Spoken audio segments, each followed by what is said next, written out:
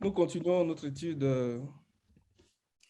sur les signes que nous avons dans le livre de la Révélation, les trois signes évidents que le Seigneur met sous nos yeux pour nous faire comprendre les choses qui doivent arriver bientôt de manière soudaine et inattendue. Et nous parlons de ce deuxième signe qui nous est présenté dans le chapitre 12 d'Apocalypse, au verset 3. Et la dernière fois, nous avions présenté un portrait autour de certaines définitions. Et ce portrait qui nous a conduit vers le livre de 2 Thessaloniciens chapitre 2, qui va être comme l'élément pivot qui va nous aider à comprendre ce signe qui nous est présenté au verset 3 du chapitre 12 d'Apocalypse. Et je propose ce matin que nous fassions un pas de plus pour que ce portrait-là de 2 Thessaloniciens chapitre 2 soit plus clair pour nous, que nous allions chercher des éléments de compréhension dans les prophéties de Daniel pour que ce portrait-là, comme je le disais, soit plus clair, soit plus précis. Alléluia. Parce que quand on regarde le verset 3 d'Apocalypse 12, il y a des similitudes, il y a des points qui ont été annoncés par le prophète Daniel. Et nous voulons considérer ces points-là qui vont nous aider à renforcer notre compréhension de 2 Thessaloniciens chapitre 2. Amen. Donc, on va d'abord lire le passage de Apocalypse chapitre 12, verset 3, et lire notre passage de base, j'ai envie de dire la clé que nous avons qui nous aide dans ce cheminement avant de progresser. Apocalypse 12, verset 3. Un autre signe apparut dans le ciel. C'était un grand dragon rouge feu qui avait 7 têtes et 10 cornes, et sur ses têtes 7 diadèmes. Puis, Apocalypse 1, verset 1 à 3. Révélation de Jésus-Christ, ce livre dévoile les secrets que Dieu a confiés à Jésus-Christ pour qu'il les transmette à ses serviteurs et leur annonce les événements qui doivent arriver bientôt de façon soudaine et inattendue. Par l'intermédiaire de son ange, Jésus-Christ les a communiqués par signes et symboles à son serviteur Jean. Celui-ci a noté tout ce qu'il a vu en témoin oculaire fidèle. Il atteste la vérité de ce qu'il rapporte, à savoir la parole de Dieu et le témoignage rendu à Jésus-Christ. Heureux celui qui donnera lecture des paroles de cette prophétie. Heureux ceux qui les entendront, s'ils retiennent ce qui est consigné dans cet écrit et y obéissent, car l'heure de l'accomplissement est proche. Amen. Que le langage des signes et des symboles nous soit familier. Que ce soit un langage que tout un chacun de nous puissions parler couramment pour être capable d'interpréter les Écritures conformément à la pensée du Seigneur. Conformément à la pensée du Seigneur, c'est très important. Par signes et symboles. Donc, les symboles que nous retrouvons dans le tabernacle de Moïse, toute cette symbolique, le tabernacle de Moïse en lui-même, c'est l'évangile selon Moïse. Le tabernacle de Moïse, c'est un langage qu'il nous faut connaître, qu'il nous faut comprendre. Alléluia. Et à cela, nous regardons aussi ce que David et puis Samuel ont fait lorsqu'ils ont institué les classes des sacrificateurs, lorsque David a fait les préparatifs pour que Salomon puisse bâtir la maison du Seigneur. Et nous regardons aussi les conquêtes du pays de Canaan par le peuple juif. Nous regardons aussi ce qui s'est passé en Égypte, les 10 plaies, l'épisode des 10 plaies. Ça va nous aider lorsque nous allons commencer à regarder le troisième signe, le troisième grand signe et extraordinaire. Ça va beaucoup nous aider, les 10 plaies. Et nous regardons les évangiles.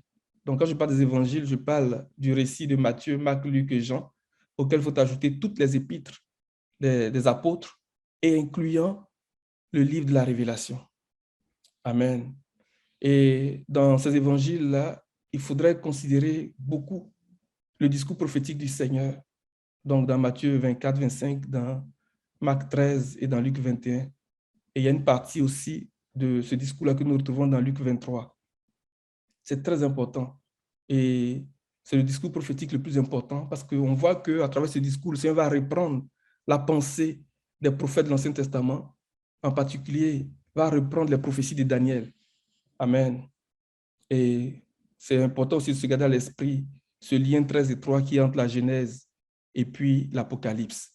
Parce que la plupart des symboles que nous retrouvons dans la Genèse, on parle de la création du ciel et de la terre, on parle de la mer, de la terre, on parle des eaux. Toutes ces choses-là, nous les retrouvons dans le livre de la Révélation. De fait, la Genèse est comme la graine qui a été semée et l'Apocalypse est la manifestation de ce fruit-là, est l'accomplissement de ces choses-là. Donc, tous les mystères qui ont été annoncés dans le livre de la Genèse, nous voyons leur accomplissement dans le livre de la Révélation. Donc, c'est très important que le Seigneur nous aide à avoir l'intelligence des symboles et des signes au nom de Jésus.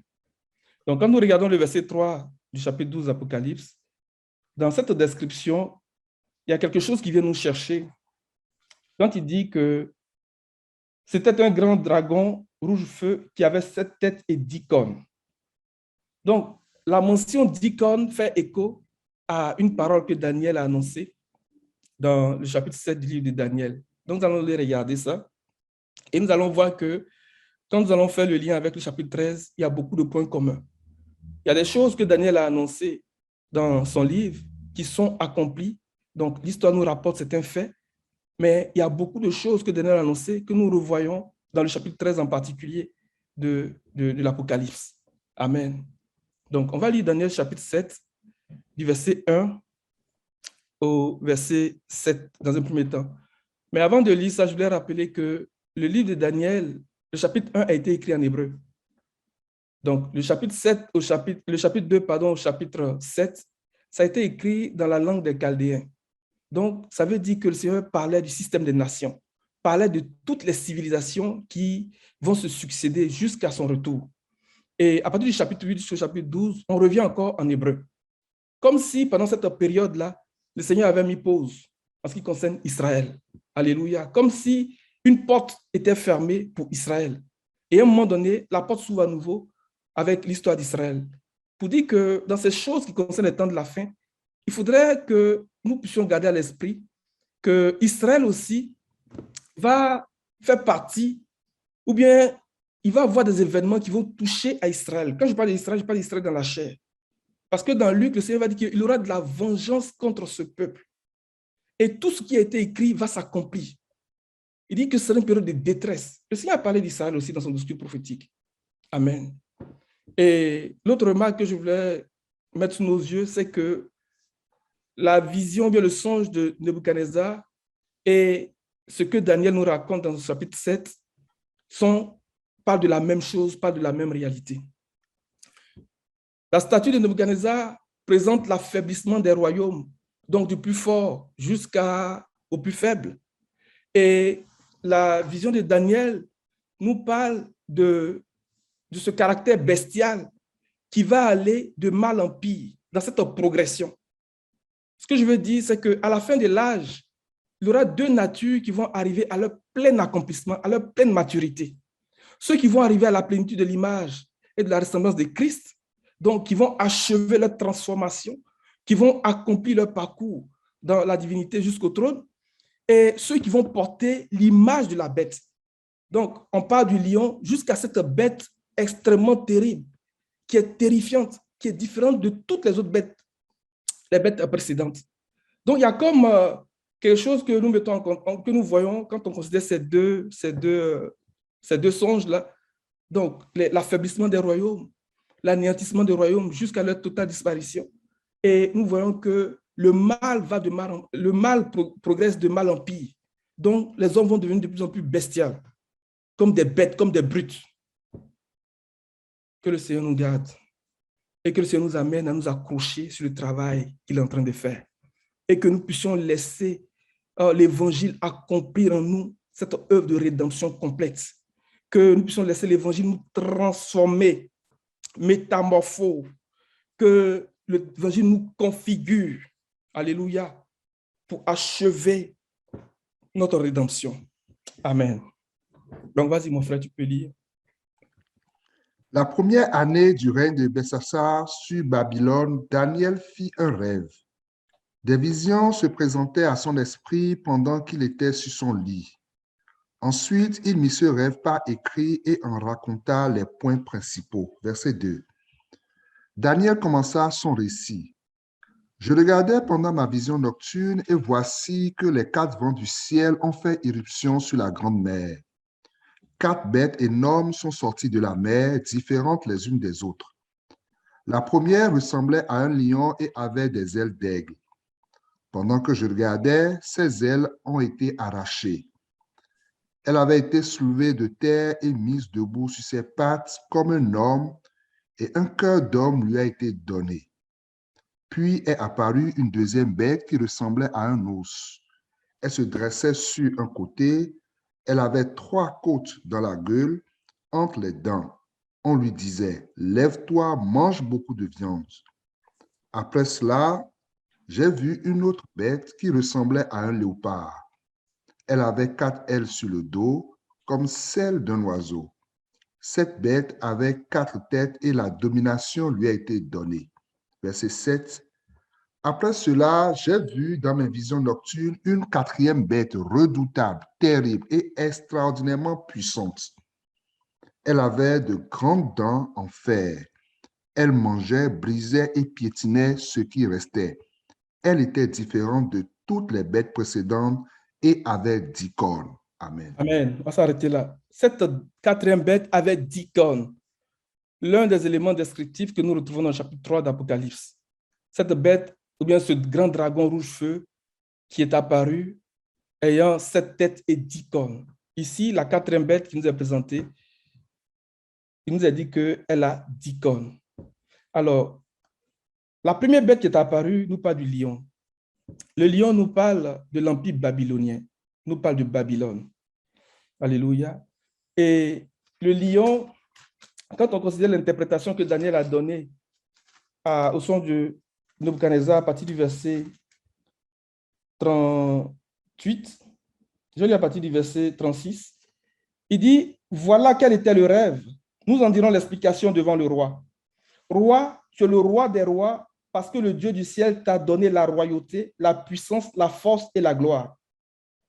Il a placé sous ta domination où qu'ils habitent les hommes, les bêtes sauvages, les oiseaux, et il t'a donné le pouvoir sur eux tous. La tête en or, c'est toi.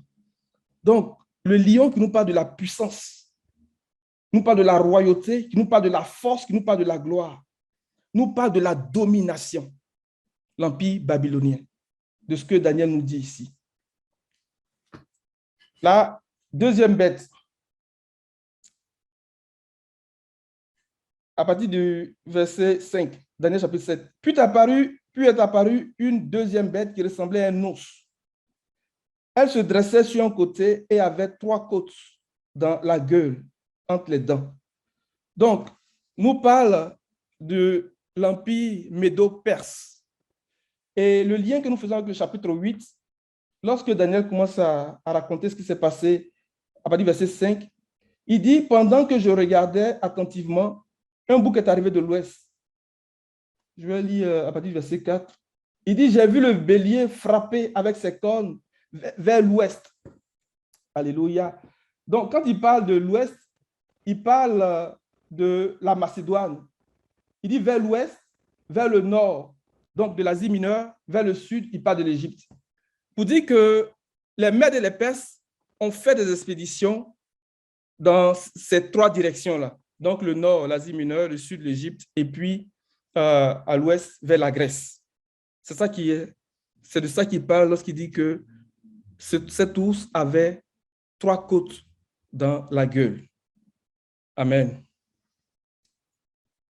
La 3e bête, il dit, verset 6, après cela, j'ai vu une autre bête qui ressemblait à un léopard.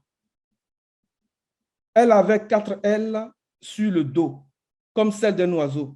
Cette bête avait 4 têtes et la domination lui a été donnée. Dans la description du chapitre, du verset 3 du chapitre 12 d'Apocalypse, il dit que ce dragon avait 7 têtes. Donc, la tête parle de la domination. Si nous considérons ce qui est dit ici dans le chapitre 7 de Daniel, à partir du verset 6, là, quand il dit que cette bête avait 4 têtes et la domination lui a été donnée. Donc, ça nous parle de la domination, pour mettre l'emphase sur la domination. Et ça nous parle de l'empire des Grecs, donc d'Alexandre le Grand.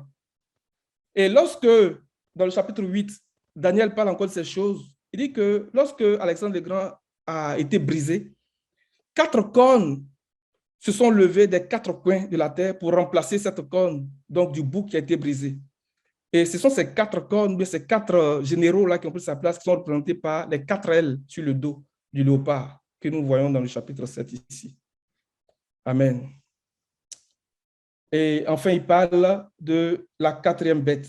Après, verset 7. Après cela, j'ai vu dans mes visions nocturnes une 4e bête redoutable, terrible et extraordinairement puissante. Elle avait de grandes dents en fer. Elle mangeait et brisait et piétinait ce qui restait. Vous voyez, dans cette description-là, Daniel est en train de parler très précisément des caractéristiques des bêtes précédentes. Donc, il parle des dents, il parle du fait qu'elle mangeait comme l'ours qui avait des côtes entre les dents, et on lui dit mange beaucoup de viande. Il parle du fait que cette bête foulait. Donc, c'est aussi une caractéristique de l'ours. Amen. Et il dit que elle avait de grandes dents en fer, elle mangeait, brisait ce qui restait. Elle était différente de toutes les bêtes précédentes. Elle avait 10 cornes. Les 10 cornes ici, en référence aux 10 orteils de la statue de Nebuchadnezzar. Parce que lorsque Daniel explique cette vision, il dit que cette statue avait des pieds et des orteils en partie en fer et en partie en argile. Donc les 10 orteils représentent les 10 cornes. Et lorsque l'explication va être donnée à Daniel, il va dire que ces cornes aussi sont 10 montagnes. Et donc nous faisons le lien avec Apocalypse chapitre 17 aussi. Amen. Est-ce que ça va jusque-là? Amen. Alléluia. Quand nous faisons le parallèle maintenant avec le chapitre 13 d'Apocalypse, dans cette description qui nous est présentée, on parle toujours de la même bête. Il dit, puis je vis monter de la mer une bête qui avait 7 têtes et 10 cornes. Donc les têtes nous parlent de la domination, de ce que Daniel nous a dit dans le chapitre 7. Et 10 cornes. Alléluia. Et il dit que sur ces cornes, 10 diadèmes. Et sur ces têtes, des noms blasphématoires. Lorsque nous allons considérer le chapitre 7 de Daniel, nous allons voir que dans l'interprétation qui a été donnée à Daniel, il va dire que cette bête, cette corne, parce que de ces 10 cornes est sortie une corne. Et cette corne qui est sortie du milieu d'elle avait une bouche qui parlait avec arrogance et avait des yeux. Je vais bien lire, c'est un œil ou bien des yeux, c'est mieux de voir. Amen. Amen. Des yeux. Daniel chapitre 7. Tu as le verset? Oui, verset 8. Je regardais les cornes et j'ai vu une autre petite corne sortie du milieu d'elle. 3 des premières cornes ont été arrachées devant elle. Sur cette corne, il y avait des yeux pareils à ceux d'un homme et une bouche qui parlait avec arrogance. Alléluia. Les yeux nous parlent du contrôle. Les yeux, là, nous parlent du contrôle total. Il faudrait qu'on le retienne, parce qu'on va faire le lien tout à l'heure avec un passage dans Matthieu 24. Donc, nous continuons dans Apocalypse 13, verset 2. Il dit, la bête que je vis ressemblait à un léopard. Donc, le léopard qui était la 3e bête qui nous a été présentée dans le chapitre 7 de Daniel. Donc, le léopard qui nous parle de l'agilité, qui nous parle de la rapidité. Le léopard. Ses pattes comme celles d'un ours. Donc, le royaume des Mèdes et des Perses, l'ours. L'ours qui nous parle de la brutalité, qui nous parle de la force. Mais l'ours, c'est un animal qui est très lourd. Et l'histoire raconte que le conflit qui a opposé le roi Artaxerxès et puis Alexandre le Grand, dans ce conflit-là, le roi Artaxerxès avait engagé plus d'1 million de personnes. Mais il a été brisé. Il a perdu la guerre. L'ours est très lourd. L'ours est très brutal. L'ours a une force. Donc, en parlant de ces bêtes-là, en allant chercher ces éléments pour décrire ou pour présenter cette bête-là, il est en train de parler de certaines caractéristiques que nous allons associer à l'interprétation qui est donnée à Daniel, dans Daniel chapitre 7 tout à l'heure. La 3e description, celle d'un ours et sa gueule comme une gueule de lion. Donc, le lion, le royaume babylonien. Et considérons tout ce qui a été dit dans l'interprétation de Daniel que nous avons lu à partir du verset 38 du chapitre 2 de Daniel. Donc, la domination, la puissance, la force, la gloire. Alléluia. Voici quelques caractéristiques que nous voyons et qui nous permettent de retracer un peu ou bien de comprendre encore plus ce que le Seigneur est tenté de nous présenter dans le verset 3 du chapitre 12 d'Apocalypse. Lorsque nous revenons dans Daniel chapitre 7, tu vas continuer un peu plus la lecture, mon frère, s'il te plaît. À partir du verset 9. Mm-hmm. Pendant que je regardais, on a placé des trônes et l'ancien des jours s'est assis. Peut-être pas le verset 15. Verset 15. Mm-hmm. Moi, Daniel, j'ai eu l'esprit troublé au plus profond de moi et mes visions m'ont terrifié. Je me suis approché de l'un de ceux qui se tenaient debout et lui ai demandé de me révéler la vérité à propos de tout cela. Il m'a répondu en me faisant connaître l'explication. Verset 17. Ces 4 bêtes énormes, ce sont 4 rois qui surgiront de la terre. Dans la version seconde, qu'est-ce que ça dit, ce même verset-là? Verset 17, Louis II. Mm-hmm. Ces 4 grands animaux, ce sont 4 rois qui s'élèveront de la terre. Amen. Mm-hmm. Vas-y. Mais les saints du Très-Haut recevront le royaume et ils posséderont le royaume éternellement d'éternité en éternité. Mm-hmm. Ensuite, je désirais savoir la vérité sur le 4e animal qui était différent de tous les autres, extrêmement terrible, qui avait des dents de fer et des ongles d'airain, qui mangeait, brisait et foulait aux pieds ce qui restait, et sur les 10 cornes qu'il avait à la tête, et sur l'autre qui était sortie et devant laquelle 3 étaient tombés, sur cette corne qui avait des yeux, une bouche parlant avec arrogance et une plus grande apparence que les autres. Une bouche parlant avec arrogance et une plus grande apparence que les autres. Quand on va dans le chapitre 13 d'Apocalypse, à partir du verset 5, nous retrouvons cette mention-là. On va le lire. Ce que je veux dire par là, c'est que dans les faits historiques, une bonne partie de ce que Daniel a dit, ou bien de ses révélations, sont accomplies. C'est vrai. Mais le fait que ces mêmes définitions, bien ces mêmes précisions, ces mêmes caractéristiques sont mentionnées dans le chapitre 13, ça vient confirmer que ces choses concernent les temps de la fin, concernent une époque vraiment très éloignée, comme l'a été dit à Daniel, et ça concerne notre temps.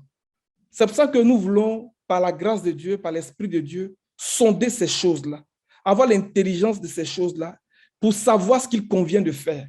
Parce qu'au-delà de tout ce que le Seigneur nous présente dans le livre de la Révélation, même si on parle des événements qui doivent arriver, il y a toute la doctrine du Seigneur pour nous préparer à achever l'œuvre de la rédemption en nous. C'est ce qui est important pour nous en tant que chrétiens. Donc, ce n'est pas des trouvailles intellectuelles, l'Apocalypse. Ce n'est pas des informations que nous allons chercher. Non, au contraire, nous allons chercher la doctrine du Seigneur, le message qui va nous préparer, le message qui va nous amener à achever notre parcours jusqu'au trône. Amen. Tu peux lire le passage. Apocalypse 13 à partir du verset 5. Mm-hmm. Il lui fut donné une bouche qui proférait des paroles arrogantes et des blasphèmes, et elle reçut le pouvoir de faire la guerre pendant 42 mois. Elle ouvrit la bouche pour proférer des blasphèmes contre Dieu, pour insulter son nom et son tabernacle, ceux qui habitent dans le ciel. Mm-hmm. Il lui fut permis de faire la guerre aux saints et de les vaincre. Elle reçut l'autorité sur toute tribu, tout peuple, toute langue et toute nation, et tous les habitants de la terre l'adoreront, tous ceux dont le nom n'a pas été inscrit dans le livre de vie de l'agneau offert en sacrifice, et ceux dès la création du monde. Si quelqu'un a des oreilles, qu'il écoute. Amen. Que nos oreilles soient circoncises, que nous ayons la compréhension, la clarté de ces choses-là pour nous préparer. Alléluia. Donc, on revient dans Daniel chapitre 7 et tu vas continuer, s'il te plaît.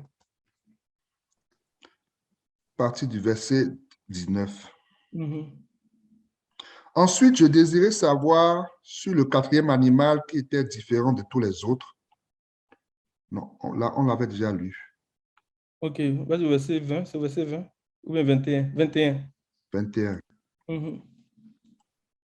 Je vis cette corne faire la guerre aux saints et l'emporter sur eux, jusqu'au Mhm. moment où l'Ancien des jours vint donner droit aux saints du Très-Haut, et le temps arriva où les saints furent en possession du royaume.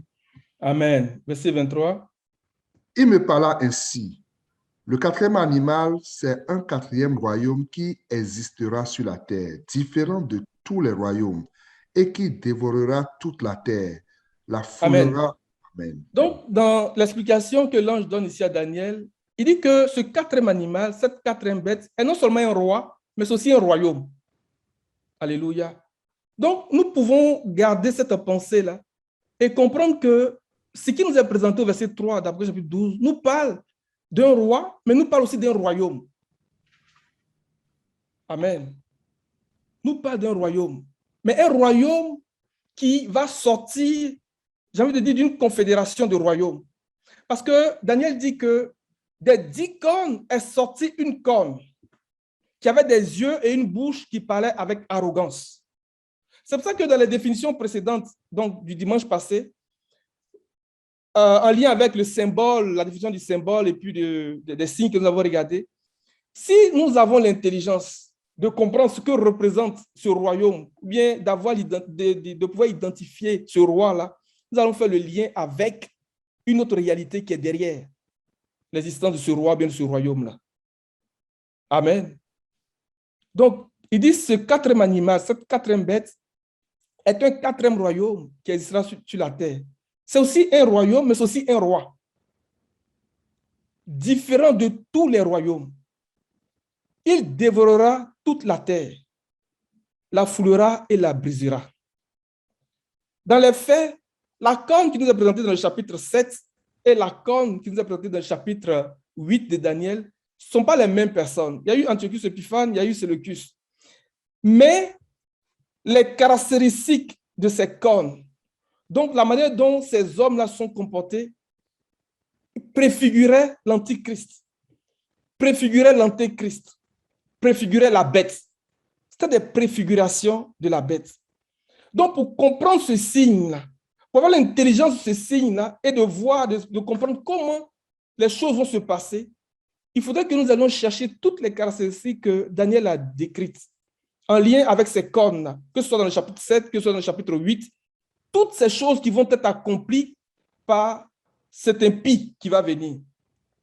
Et à mesure que nous lisons, à mesure que nous croisons les versets, la convergence est encore plus précise, encore plus forte avec le passage de 2 Thessaloniciens chapitre 2. Alléluia. Continue, mon frère. Verset 24. Mhm. Les 10 cornes, ce sont 10 rois qui s'élèveront de ce royaume. Mhm. Un autre s'élèvera après eux, il sera différent des premiers, et il abaissera 3 rois. Il prononcera des paroles contre le Très-Haut, il opprimera les saints du Très-Haut, et il espérera changer les temps et la loi, et les saints seront livrés entre ses mains pendant un temps, des temps et la moitié d'un temps. Puis viendra le jugement, et on lui ôtera sa domination qui sera détruite et anéantie pour jamais. Alléluia. Nous bénissons le nom du Seigneur qui détruit la domination de cette bête-là et qui l'anéantit à jamais. Le Seigneur qui a l'autorité et qui nous donne cette autorité, comme nous le voyons dans la description du chapitre 7, qui dit que les cornes ont été arrachées, que les cornes de ce royaume, que les cornes de cette principauté, que les cornes de cette puissance-là soient arrachées au nom puissant de Jésus. Amen. Parce que le Seigneur nous élève dans la divinité, nous élève dans cette haute place. Alléluia, qui est le trône. Continue. Verset 27. Le règne, la domination et la grandeur de tous les royaumes qui sont sous les cieux seront donnés au peuple des saints du Très-Haut. Son règne est un règne éternel et tous les dominateurs le serviront et lui obéiront. Verset 28. Ainsi finit les paroles. Moi, Daniel, je fus extrêmement troublé par mes pensées, je changeai de couleur et je conservai ces paroles dans mon cœur. Alléluia. Dans ma version ici, il dit, ainsi prend fin le message. Moi, Daniel, j'ai été si terrifié par mes pensées que j'en ai changé de couleur. J'ai gardé cette parole dans mon cœur. En fait, Daniel est en train de dire ici qu'il en a fait l'objet de ses recherches et de ses investigations. Ce n'est pas de la rancune ou bien quelqu'un qui ne pardonne pas. Alléluia. Et le Seigneur ne veut pas que nous soyons terrifiés. Mais il nous annonce ces choses-là pour que nous puissions nous préparer, pour que nous puissions travailler davantage à notre salut et comprendre que nous sommes vraiment dans les derniers temps, que les temps qui arrivent vont être des temps très difficiles, des temps d'oppression, comme on le voit, des temps vraiment troubles. Et ce royaume qui, comme on le dit, ou bien ce roi qui avait des yeux et une bouche qui parlait avec arrogance, va exercer une domination universelle, un contrôle total. C'est de ça que nous parlent les yeux. Les yeux, c'est le contrôle, c'est la domination. Alléluia. Que le Seigneur nous prépare à ces temps-là. Amen. Et que nous puissions nous appliquer davantage à la vie de prière, à la vie de consécration, à la vie de méditation. Alléluia. Dans le verset 25, il dit, par ses paroles, il s'opposera au Très-Haut. Donc, il se présente comme Daniel le présente comme l'adversaire, un adversaire. Il s'opposera, c'est un adversaire. Il opprimera les saints du Très-Haut et projetera de changer les temps et la loi. Changer les temps et la loi. Alléluia. Voici comment il va venir dresser la dévastation, l'abomination de la désolation. Il espérera changer les temps et la loi. Lorsque le Seigneur a donné les instructions à Moïse, la loi, là, c'était sur la base de la loi que le culte était présenté à Dieu. C'était sur la base de la loi que le sacerdoce était présenté au Seigneur. Donc, changer la loi, c'est venu toucher aux fondamentaux. C'est venu toucher à la doctrine du Seigneur. Je ne sais pas si tu as encore ta version hébraïque là. Oui. Tu peux aller, s'il te plaît, dans Exode 24, le verset 11. Parce que là où c'est mis la loi, là, c'est mis la doctrine du Seigneur. Exode 24, à partir du verset 10, s'il te plaît.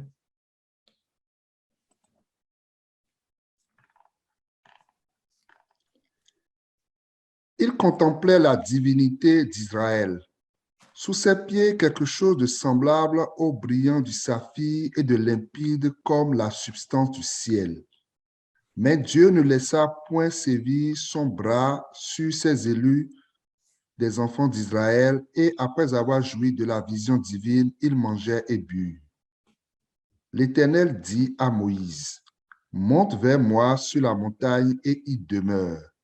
Je veux te donner les tables de pierre, la doctrine et les préceptes que j'ai écrits pour leur instruction. » Regardez, reste bien là, mon frère, s'il te plaît. Verset 11. Mais Dieu ne laissa point sévir son bras sur ses élus des enfants d'Israël. Et après avoir joui de la vision divine, il mangeait et but. Verset 12. L'Éternel dit à Moïse, monte vers moi sur la montagne et y demeure. Je veux te donner les tables de pierre. Si tu as une autre version à côté, on va comparer ce qui est dit. Mais les tables de pierre ici est définie par la doctrine et les préceptes que j'ai écrits pour leur instruction.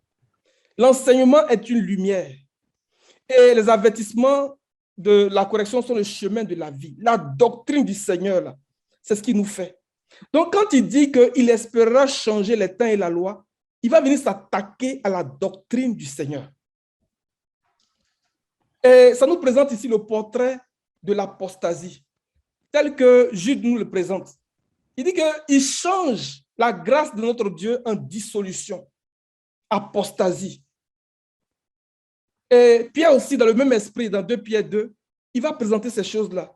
Ils vont jusqu'à régner le maître qui les a rachetés. Tu peux trouver l'autre version avant que je ne m'éloigne? Le même passage là, Exode 24, verset 12 là, là où c'est mis table de pierre. Exode 24, verset 12. Comparer.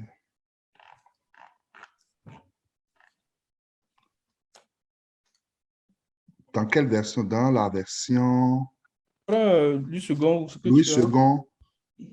Non, Louis II nous parle de table de pierre. Mhm. Oui, après table de pierre, qu'est-ce que c'est dit?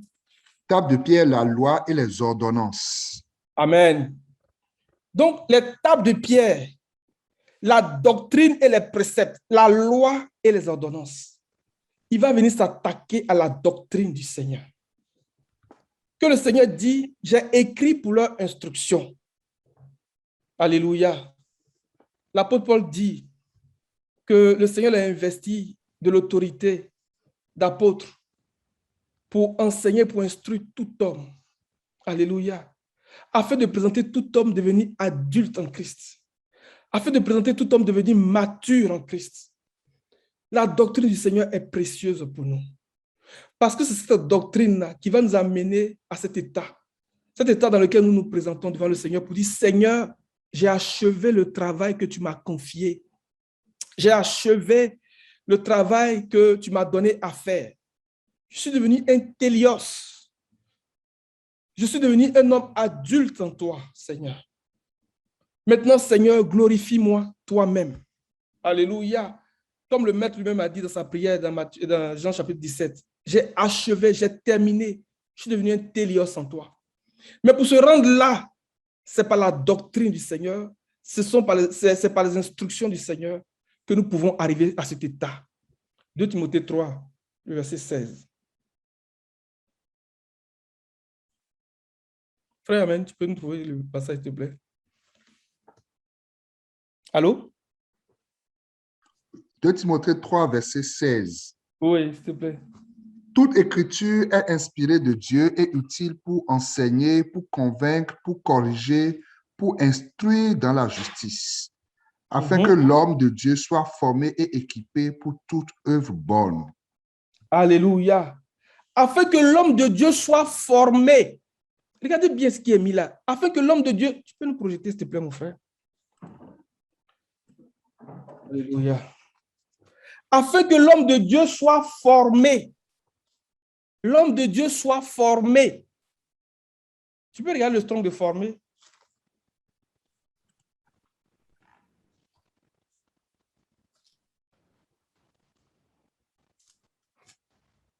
Afin que l'homme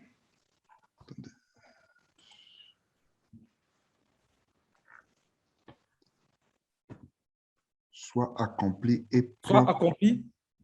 Regarde accompli.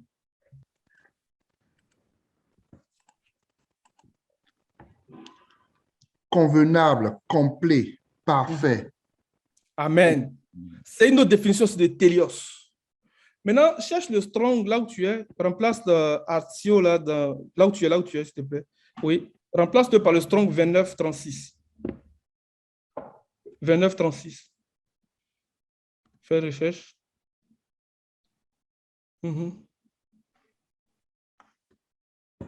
Regarde bien. Rendre habitable. Peupler un lieu, une région, une île. Fonder une cité, une colonie, un État. Regardez bien. La deuxième définition. De Dieu créant le monde. Former, c'est-à-dire changer complètement ou transformer. Alléluia. Alléluia. La doctrine du Seigneur va nous former, va nous amener à changer complètement, à être transformés. Et nous voyons la pensée de Galates, chapitre 4, verset 19.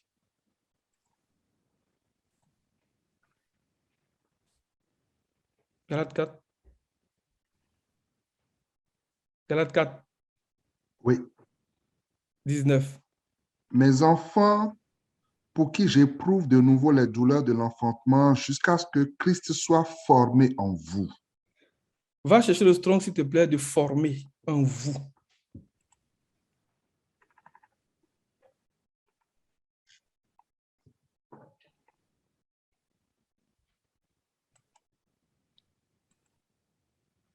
Former, être formé. Tu vas dans l'origine du mot. La forme par laquelle une personne ou une chose frappe la vision, apparence externe. Apparence externe. Maintenant, quand tu vas dans Philippiens chapitre 2, le verset 7, je vais nous amener à bien comprendre ce que représente la doctrine du Seigneur pour nous. Philippiens 2, verset 7. Mais s'est dépouillé lui-même en prenant une forme de serviteur, en devenant semblable aux hommes. Regarde bien. Mais s'est dépouillé lui-même en prenant une forme de serviteur. Mais la forme de serviteur, là, ça veut dire quoi? En devenant semblable aux hommes. Donc, être formé, achever notre transformation, atteindre cet état-là, c'est de devenir semblable au Seigneur. C'est par sa doctrine que le Seigneur nous amène à être semblable à lui. Et c'est par sa doctrine, être semblable au Seigneur, c'est être à son image et à sa ressemblance. Donc, si la doctrine est touchée, si la doctrine est modifiée, qu'est-ce qui va sortir, à votre avis? Et Daniel dit que par ses paroles, donc lui, il va donner une parole pour venir s'attaquer à la doctrine du Seigneur. Laquelle doctrine doit nous amener à achever notre transformation, à être des hommes faits, des hommes accomplis, des télios, des hommes matures. Laquelle doctrine va nous élever jusqu'au trône? Regardez ce qui s'est passé dans les autres 24, verset 10. La Bible dit qu'il contemplait la divinité d'Israël. Il mangeait et bu. Vous voyez, Ésaïe 25, sur cette montagne, il va anéantir le voile. Tu peux nous retrouver le passage, s'il te plaît? La doctrine du Seigneur qui nous forme, qui nous amène à achever notre transformation, qui nous amène à être semblables. Il a pris la forme de serviteur. On prend une forme, mais une forme qui est traduite par être semblable. Lorsque nous lisons dans Philippiens 2, 7. Ésaïe 25.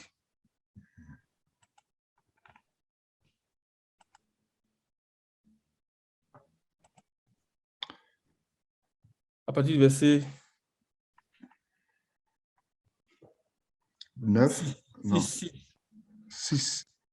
L'Éternel des armées prépare à tous les peuples sur cette montagne un festin de mets succulents, un festin de vin vieux, de mets succulents plein de moelle, de vin vieux clarifié. Et sur cette montagne, il anéantit le voile qui voile tous les peuples, la couverture qui couvre toutes les nations. Il anéantit la mort pour toujours. Le Seigneur l'Éternel essuie les larmes de tous les visages. Il fait disparaître de toute la terre l'opprobre de son peuple, car l'Éternel a parlé. Car l'Éternel, regardez bien. Maintenant, quand on se replace dans Exode 24, l'épisode, la Bible dit que le Seigneur ne porta pas la main sur l'élite d'Israël. Alléluia. Après avoir joui de la vision divine, après avoir mangé et bu avec lui, un repas que le Seigneur lui-même a préparé pour détruire la mort, pour anéantir la mort, pour réduire à l'impuissance la mort et pour mettre en évidence la vie et l'immortalité. Il vit la divinité d'Israël. La divinité est traduite par l'état d'être de Dieu, ce que Dieu est. Alléluia. Et Paul dit que lorsque nous voyons le Seigneur, nous sommes transformés à la même image que lui, de gloire en gloire, et nous lui ressemblons. Il vit la divinité d'Israël. Et sous ses pieds, c'était comme un ouvrage de saphir. L'ouvrage, c'est l'œuvre achevée. C'est l'œuvre accomplie. Lorsque nous voyons cette femme dans le chapitre 12 d'Apocalypse, on dit que sous ses pieds, c'était la lune était sous ses pieds. Pour dire que la lune parle du fait qu'elle a accompli un état. Elle a achevé un travail. Elle est parvenue à un état. L'ouvrage achevé. Et pour faire du chemin sur ce que ça veut dire la lune sous les pieds, il faut considérer ce que la lune signifie. Donc, elle a achevé, elle a accompli, elle a expérimenté les fêtes de l'Éternel. Elle a raconté la gloire du Seigneur. Elle s'est consacrée. Alléluia. Il vit la divinité d'Israël. Sous ses pieds, c'était comme un ouvrage de saphir.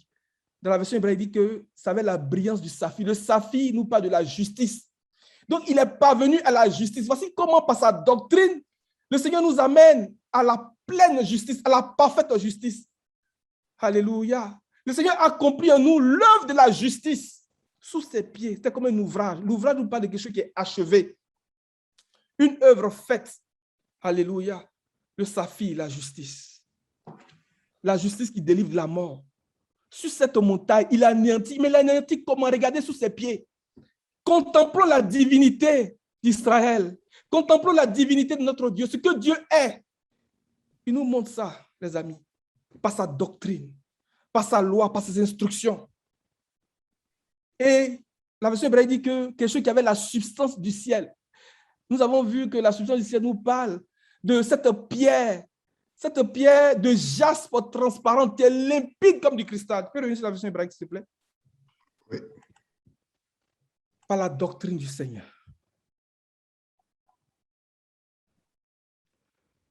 Il contemplait la divinité d'Israël. Sous ses pieds, quelque chose de semblable au brillant du saphir et limpide comme la substance du ciel. La substance du ciel, c'est cette pierre de jaspe transparent. C'est l'éclat, c'est la gloire du Seigneur. Parce que le jaspe est présenté comme quelque chose de limpide, comme du cristal. Et c'est quelque chose que nous voyons devant le trône.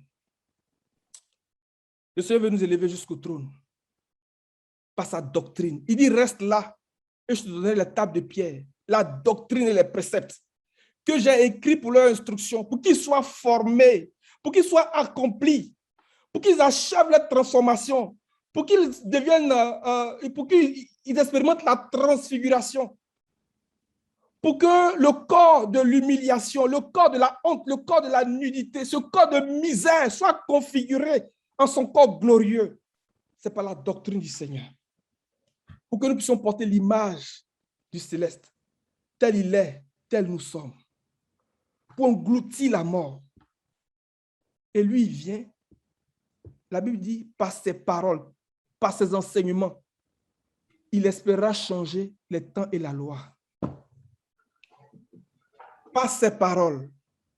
Il est en train de parler de quelqu'un qui va venir pour rentrer dans le sanctuaire pour faire quelque chose. On va aller maintenant dans 2 Thessaloniciens, je ne sais pas quelle heure il est. Hey. On va terminer ce point. Va dans 2 Thessaloniciens, s'il te plaît. Accordez-moi juste un peu de temps, s'il vous plaît. Est-ce que c'est correct? Vous pouvez Amen. répondre. Amen. Amen va répondre pour vous. 2 2 Thessaloniciens. Thessaloniciens, chapitre 2, à partir du verset 1. Verset 1 au verset 4. En ce qui concerne le retour de notre Seigneur Jésus-Christ et notre rassemblement auprès de lui, nous vous le demandons, frères et sœurs, ne vous laissez pas facilement ébranler dans votre bon sens, ni troubler par une révélation, par une parole ou par une lettre qui semblerait venir de nous, comme si le jour du Seigneur était déjà là. Que personne ne vous trompe d'aucune manière. En effet, il faut que l'apostasie arrive d'abord et qu'apparaisse l'homme de péché, le fils de la perdition, l'adversaire, le fils de la perdition, oui. L'adversaire qui s'élève contre tout ce qu'on appelle Dieu et qu'on adore. Amen, amen.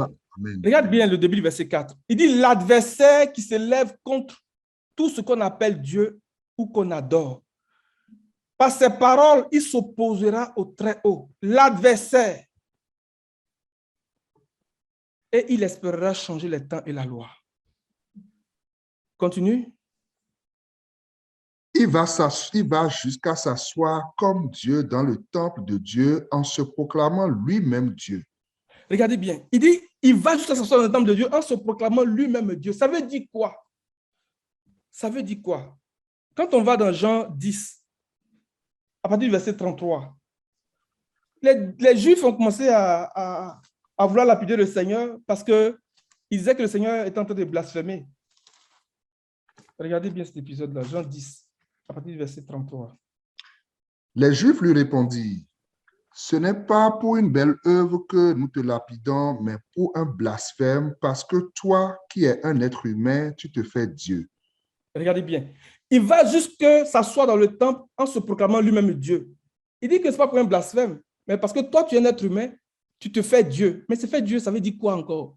Continue. Jésus leur répondit, « N'est-il pas écrit dans votre loi, j'ai dit, vous êtes des dieux? S'il est vrai qu'elle a appelé Dieu ceux à qui la parole de Dieu a été dressée. Et si l'Écriture ne peut pas être annulée, comment pouvez-vous dire à celui que le Père a consacré et envoyé dans le monde, tu blasphèmes? Et cela parce que j'ai affirmé, je suis le Fils de Dieu. Regardez.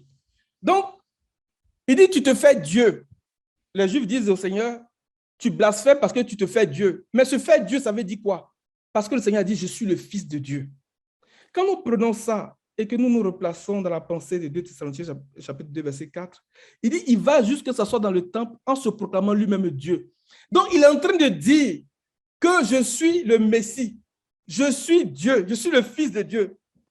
Regardez bien ce qu'il est en train de dire. Alléluia.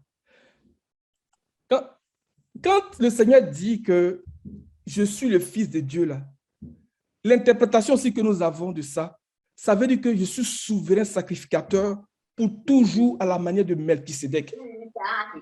Maintenant dans Hébreux 5, à partir du verset 1.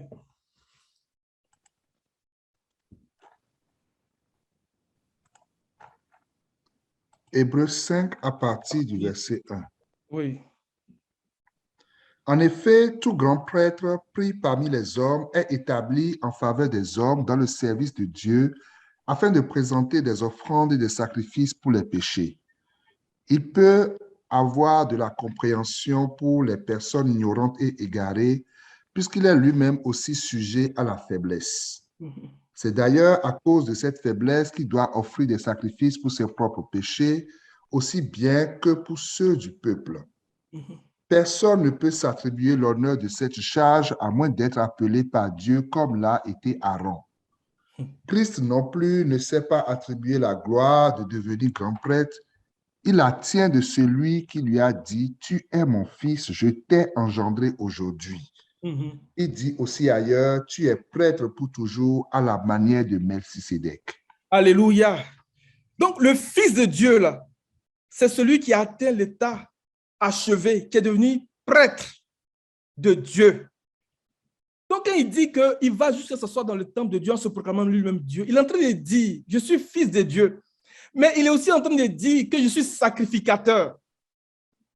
Et Hébreu nous dit, personne ne peut s'attribuer l'honneur de cette charge, à moins qu'il ait été appelé par Dieu comme le fut Aaron. Et même Christ la tient de celui qui lui a dit. C'est le témoignage de Dieu.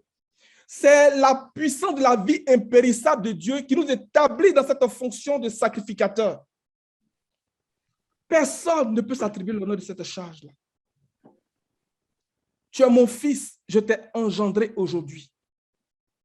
Tu es mon fils, tu as achevé le parcours. Tu as achevé ton accomplissement, ta transformation. Tu es mon fils, je t'ai engendré aujourd'hui. Et il se proclame lui-même Dieu. Maintenant, quand tu regardes dans le Strong, grand prêtre, il y a une information que j'ai découverte. Vas-y dans le Strong. Au verset 1, là, souverain sacrificateur. Oui, là où tu es.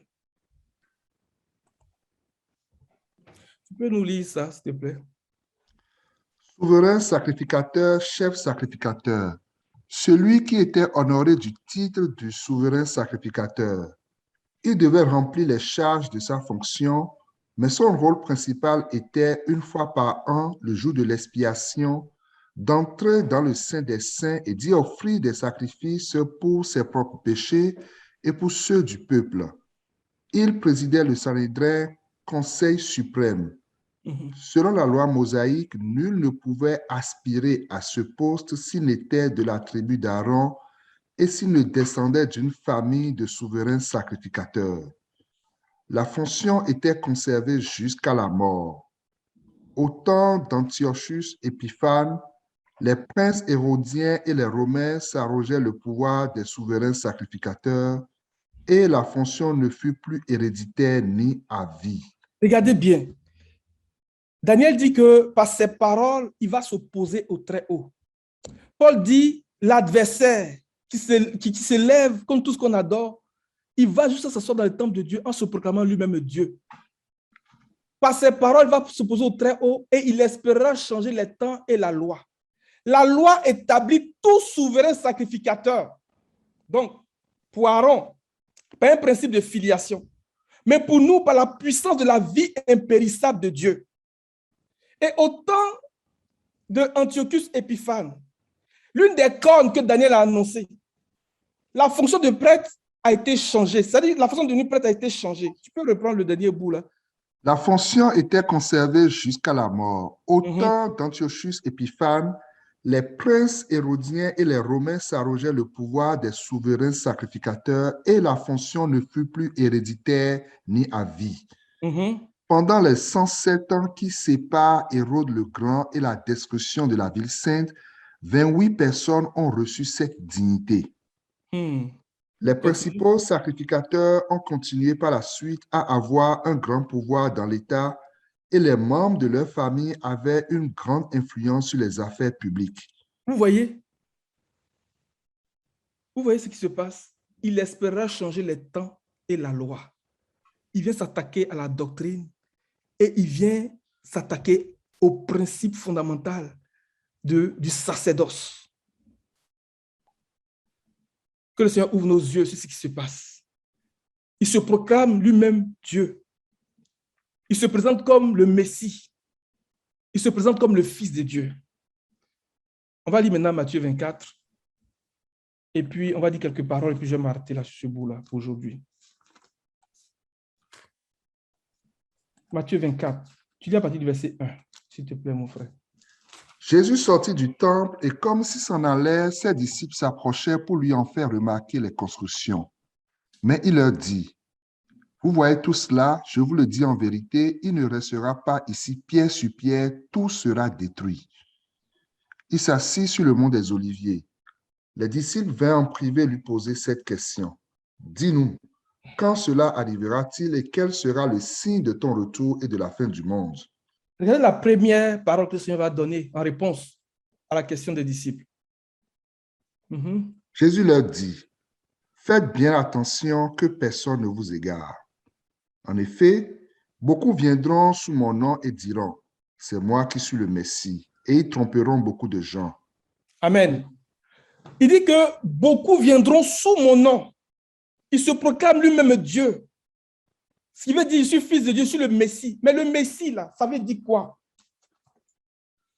Le Messie qui signifie aussi Christ, donc qui est loin de Dieu, ou le Messie que les Juifs attendaient et qui, d'après l'Ancien Testament, devait apporter la délivrance et exercer une autorité universelle. Regardez bien, exercer une autorité universelle. Il y a deux discours que vous pouvez retrouver sur Internet. Donc, le premier discours qui vient du fondateur de la Banque européenne, il a dit quelque chose. Et le G20 aussi a dit quelque chose à ce sujet. Je lis ce que le fondateur de la Banque européenne a dit. Il dit, pour affronter une économie mondialisée, il faut une instance politique planétaire. Un gouvernement mondial est la seule entité apte à relever les défis titanesques que lance le 21e siècle. Il met 2 points.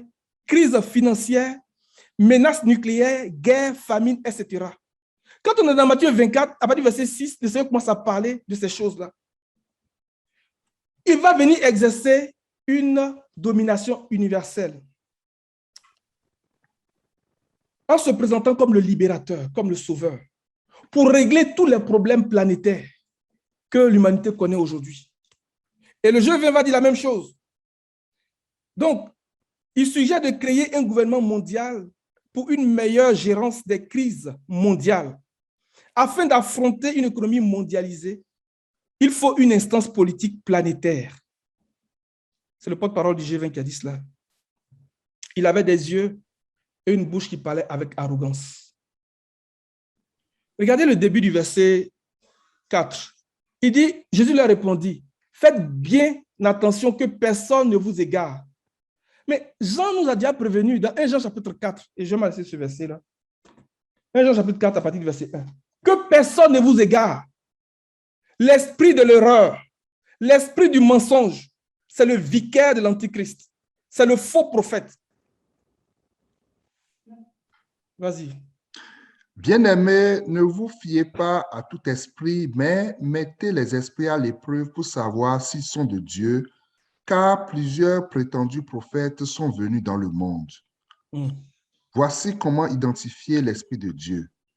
Tout esprit qui reconnaît que Jésus est le Messie venu en homme est de Dieu. Et si un esprit ne reconnaît pas que Jésus est le Messie venu en homme, il n'est pas de Dieu. C'est l'esprit de l'Antichrist. Vous avez appris sa venue et maintenant déjà, il est dans le monde. Continue. Continue, s'il te plaît. Vous, petits enfants, vous êtes de Dieu et vous avez vaincu ces prétendus prophètes parce que celui qui est en vous est plus grand que celui qui est dans le monde. Eux, ils sont du monde, voilà pourquoi ils parlent d'après le monde et le monde les écoute. Nous, nous sommes de Dieu, celui qui connaît Dieu nous écoute, celui qui n'est pas de Dieu ne nous écoute pas. C'est ainsi que nous identifions l'esprit de la vérité et l'esprit de l'erreur. C'est ainsi que nous identifions l'esprit de la vérité et l'esprit de l'erreur. Matthieu 24, verset 4. Faites bien attention que personne ne vous égare. Donc, pour que nous ne soyons pas égarés, il nous faut identifier l'esprit de l'erreur, l'esprit de l'égarement, l'esprit de l'Antichrist. La parole de l'Antichrist, le faux prophète, la bête qui sort de la terre. C'est lui qui va amener les hommes vers cet impie, ce blasphémateur. Il espérera changer les temps et la loi. Je vais m'arrêter là pour ce matin. Vous avez été suffisamment patients. Que le Seigneur nous bénisse ensemble. Et nous allons élever la voix. Nous allons dire, Seigneur, Seigneur, élève-nous en esprit. Élève-nous sur cette montagne de consécration, d'adoration, de festin avec toi. Et amène-nous à contempler ta divinité. Contempler, c'est regarder fixement avec l'intention de posséder. Que le Seigneur ouvre notre esprit, que le Seigneur ouvre nos yeux, qui nous amène à contempler sa divinité, les amis. Et que cela se cristallise en nous. Parce que lorsque nous contemplons, Paul dit que nous sommes transformés en la même image, de gloire en gloire, de gloire en gloire, comme le Seigneur. Que la doctrine du Seigneur soit précieuse. Les amis, protégeons, chérissons cette doctrine du Seigneur-là. Chérissons, je ne sais pas comment je vais dire, mais on peut tout nous enlever, mais la doctrine du Seigneur, vraiment, il faut la protéger. Il faut la garder. Parce que l'apostasie va venir changer tranquillement ces choses. Introduire des doctrines pernicieuses. Paul et Pierre nous disent, ils vont introduire des doctrines pernicieuses. Donc doucement, ce n'est pas grave. Et c'est ce que le Seigneur a commencé à présenter aux 16 églises d'Asie. Que le Seigneur nous préserve. Au nom puissant de Jésus. Amen. Je demande à la sœur